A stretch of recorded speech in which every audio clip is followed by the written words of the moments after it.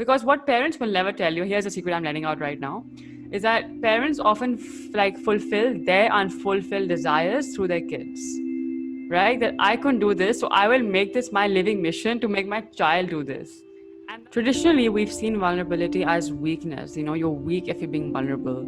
You're in your weakest moments when you're vulnerable. But vulnerability is such courage because you're actually like taking the courage to dive deeper by sharing stuff that you may not otherwise. And when you do that, that gives the other person the permission to do the same. And that's where you build a real connection.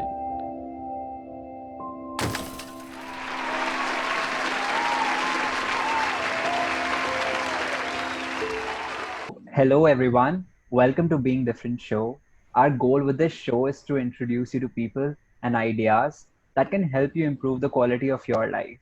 Our guest today is someone who is on a mission to help Gen Z break free from conventional paradigms and give them tools to unlock the power within them.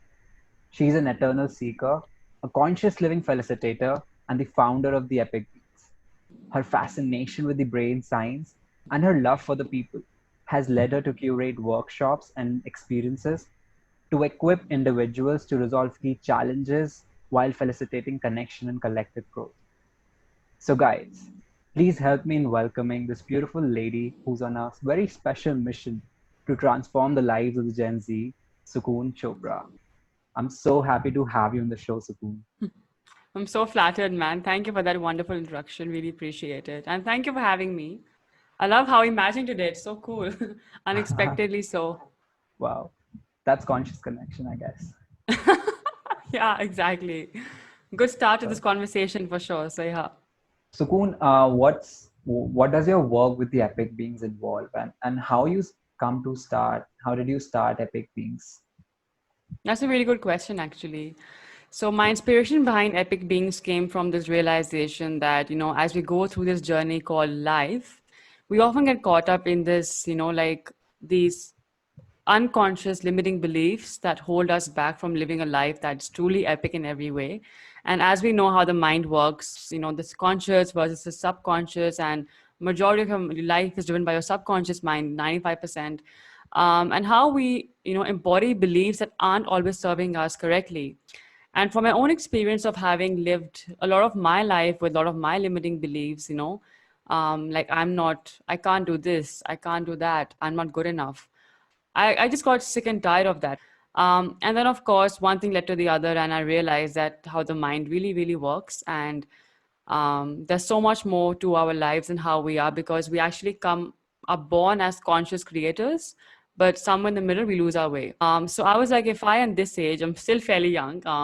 If I can like do this and make this change for myself, why can't I help other people at much younger age to realize before they hit like a midlife crisis and seeing like, what am I doing in my life? Like, why is it driving me and me not driving my life the way I can?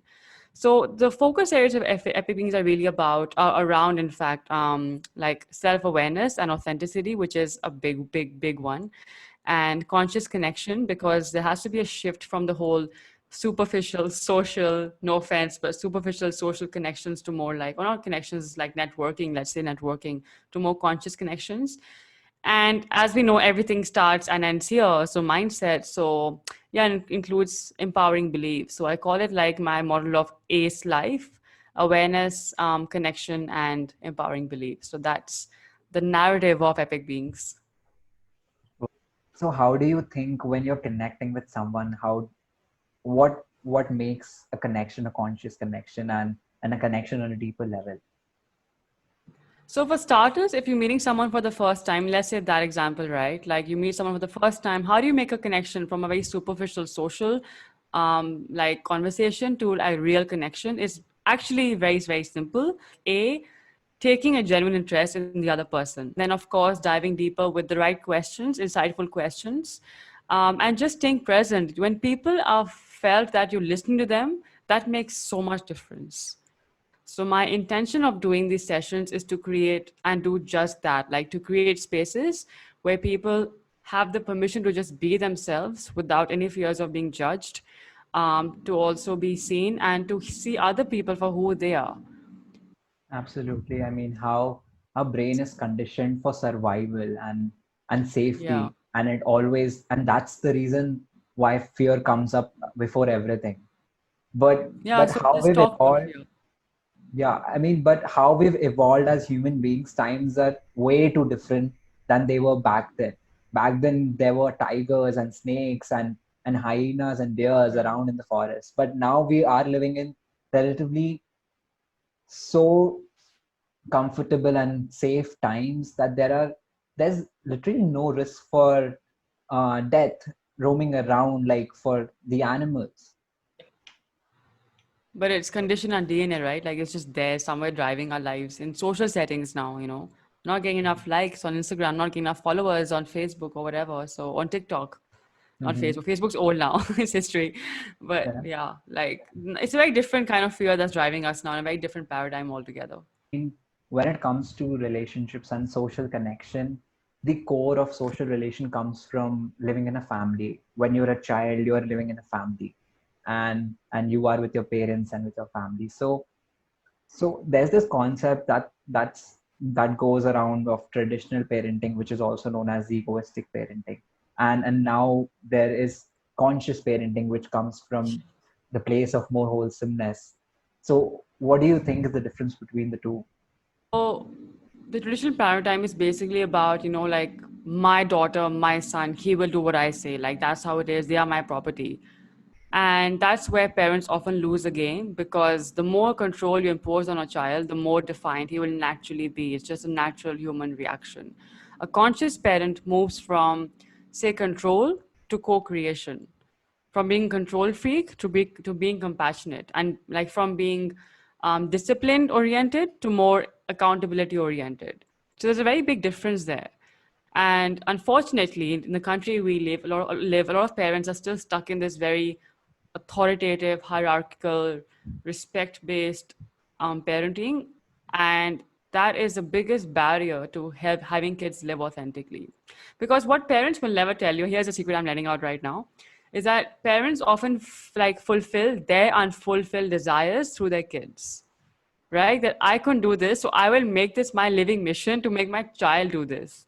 And that's not really fair on the child because hey, he is an independent sovereign soul who came here for a very different purpose altogether, perhaps. And your job is to support that mission, not to like own that as your mission. And what parents often don't realize that when they're seeking for, unhealthy mechanisms like control, fear that's driving them, because the fear of consequences. If I don't do this now, my child will go out of my hand and like start acting funny or acting out of whack. So a conscious parent understands by empathizing with what kids are about, listening to their needs, and just being there as a caregiver rather than just like this strict parent, right? Right. And that's where the key difference lies. So yeah. I can absolutely relate to what you're saying. I mean, while you were saying it, I'm reminded of my own situation. I was how when I wanted to be an engineer, and my parents wanted to be me engineer, and when I wanted to drift away, there was this sense of control and fear in them. How you talked about the limiting beliefs, I when I started reading about and learning about my beliefs, I was truly shocked. I mean, while growing up, I kind of developed so many beliefs that weren't serving my growth, that weren't serving my Exactly. passion and fueling my passion. And one such, I mean, I can share one incident that happened with me. No. So when I was growing up, my family wanted me to be an engineer and wanted me to go to an IIT. And and and I didn't realize that I was also wanting, just because they wanted me to go somewhere, right? And You since fell in I've that been, trap that right there. yeah, Yeah.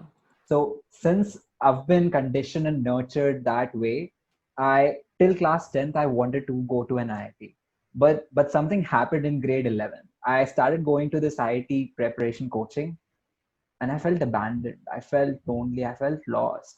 And that's where I realized that this is something I don't want to do. And this is something that, Oh. so I kind of realized that I had this belief that was developed due to the environment and my nurturing and and parenting and the society. But that belief, when broken, was so liberating because I realized that if I don't want to do engineering, what else I can do? I can explore so many things, and that's where I truly started my journey in personal growth, and I started reading a lot. So I really get what you're That's saying amazing. when you are stuck with limiting beliefs and when you see the world the other people want you to see. Exactly. So you had So your sort of your aha moment in class 11, you said, where you were like, this is not it for me. There has to be more to my life than just being stuck in this, what my parents say, paradigm of doing this and doing that, which is very powerful. So at least you're in a better place today. obviously, yeah. And so how you're talking about conscious connection. I'm kind of remembered of the first networking event that I went to. Everyone there was asking for what I do, how do I do it, how much I earn, and all of those questions. I'm like, why Right. is so I was thinking inside my own mind, why is everyone asking the same questions? Was there some written document out there that everyone was given? But like everyone was asking the same questions. Why, like, what do you think we're lacking in today's connection? Really good question, actually. Yeah, so picking up from what you just said, so the first three questions everyone in Delhi anyway asks is like, what's your name? What do you do? And where do you live? Right. And if it's not in a cool enough area, then bye bye. Next person. It's become very superficial, right? And what's really lacking is the tools and the understanding of like building connection the right way by listening to them, by being present, none of which is actually like as dominant in today's world because we're so busy being busy in our social worlds, in our own lives, the hustle bustle. And I mean, then you wonder and you blame, like, why is loneliness a global problem? It's because of these very basics that are missing today.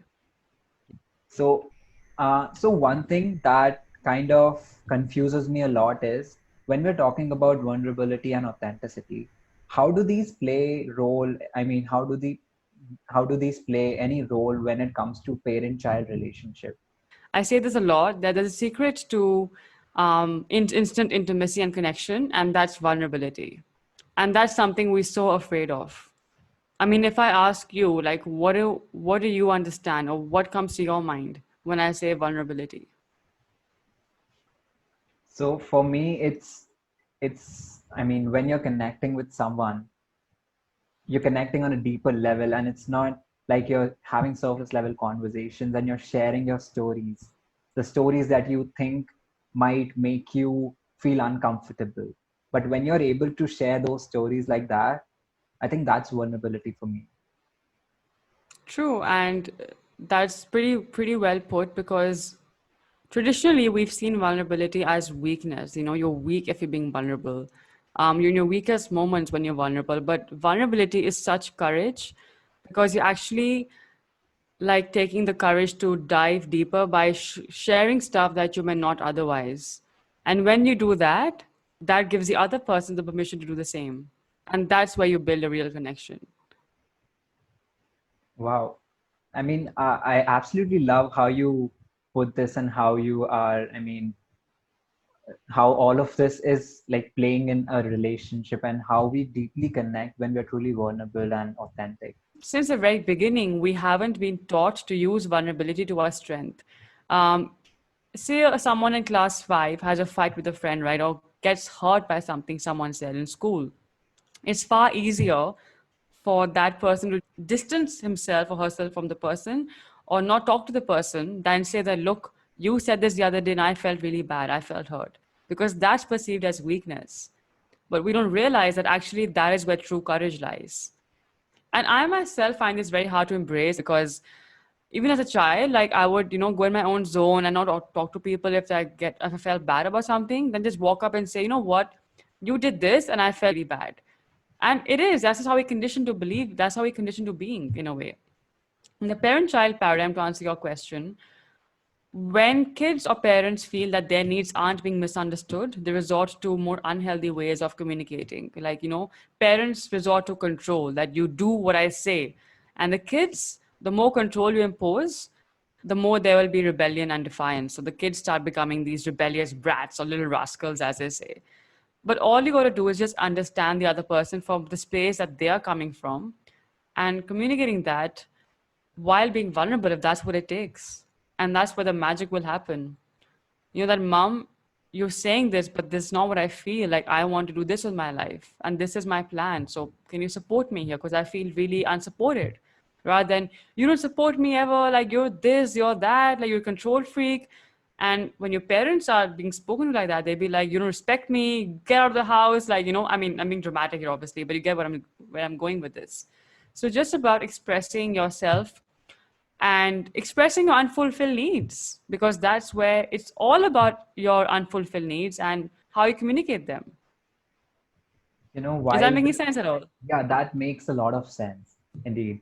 I feel like a lot of these things, these paradigm shifts come from when you raise your consciousness, when there's this sudden breakthrough that you have, and that breaks all your existing paradigms. So when thinking of children and thinking of kids when they're communicating with their parents, there's this fear that they're being misunderstood and that they're not being understood for who they are truly. So, so what do you think? How we can bring that consciousness, upliftment, consciousness change in the kids? How can we help them? Yeah, I think it's a very relevant question given the country we live in, and a lot of kids still face issues where they just aren't able to express themselves for who they really are and what they want to do in life. Use this as your test, like use this as your life's educational assignment or universal assignment to express your authentic self to your parents in the most loving way. Not through reaction, not through rebellion, not through anger, not through aggression, but really being vulnerable, if that's what it takes, and expressing yourself to them in a way that makes them understand that where you are coming from, the space you are coming from, and what you need. And if that's completely impossible for you to do because of their, maybe their very strict nature, or again authority and stuff like that, start to understand your parents for who they are. Because the secret to being understood is to understand people. And when you take an interest in your parents' lives and really dive deeper into their stories and their struggles in their life, like why, then you start to make sense of, okay, this is what happened to them, and that's why they're doing this now in their lives, and that's why they're treating me this way, or them posing their stories or their projections on me because of their struggles. And when they see that you taking interest in their life, it'll open up more mutual respect, communication, empathy, understanding, everything. So That's take an interest in their lives and ask questions and stay curious about them. Don't just, like, you don't know anything, you're like too old fashioned for this day. Don't do that. It's condescending in every sense. Like, respect them for who they are, but also understand their own struggles and ask about the stories, right? Because when you do that, then you'll just build a very natural, free flowing communication, which is all that's needed sometimes. Yeah, I feel that's so true. And parents, when it comes to parenting, they do the best. They do, I mean, more of what they 100%. can do, right? They do Exactly. 110% in making their child's life easier and their life. Absolutely. So it's how they've been treated in their lives and how they've built their models of reality that allows them to Mhm. think that what they are doing is really good for their children. But they don't understand that. But it's really like they're doing the best of what they can do. So it's now our Yeah. responsibility to understand them from where they're coming from, and being truly able to communicate well, and diving deep into their stories and understanding them. True. Absolutely. Very well said. So Sukun, for anyone who's listening to this conversation, and when it comes to connecting with anyone and connecting on a deeper level, what is that one thing that anyone can take away from this conversation? Oh, that's easy. I think just staying curious, being yourself, not being afraid of being who you are, with and without your quirks and everything else that comes with it, and Mhm, just staying curious about people and yourself, about why you are wired the way you are. Because that's mhm, my passion anyway, to understand why we humans are mhm. wired the way we are. So just stay curious about people. And when you're staying curious, you ask the right questions, and that's just the first step to building like conscious connection. Okay, just one more thing. So we at Being Different, we have these call to actions. After everything someone watches, there should be a call to action. So if for someone who already have a lot of friends, so how can someone go deeper with the friends that they already have. Can you tell us Oh, some of the questions that interesting. people can go through? So ask them, maybe someone ask someone three questions that you would want someone to ask you and you've never been asked before. How about that? And that's very generic. You can use this any way you want. I'm not saying you ask this or ask that. I'm not going to be like dictated like a dictator here. But yeah, it's anything that you want to ask or curious about, or you haven't been asked by anyone in your life so far, but maybe your struggles or your fears or anything more personal, ask that person the three questions. And that might just like light up something like, oh my God, this person cares about me so much. Like he's taking time to ask me these questions. And you'll see the magic happens from there. So try that. I truly love that. Thank you so much, Sukun, Amazing. for this wonderful Thank you. conversation. Well, so where can people find you online if anyone wants to Oh, good connect and know question. more about it? Sure. So on LinkedIn, I run these free weekly connection sessions for anyone in any age group. I do these weekly posts. It's every Friday. And otherwise, you find me on LinkedIn, Sukun Chopra. On Instagram and Twitter, Sukun C. That's SUKUNC. And my website is theepicbeings.com. So yeah, that's where you find me. Yeah, they'll definitely find you. Thank you so much, Sukun, Cool. for this lovely, Thank you for wonderful having me. conversation.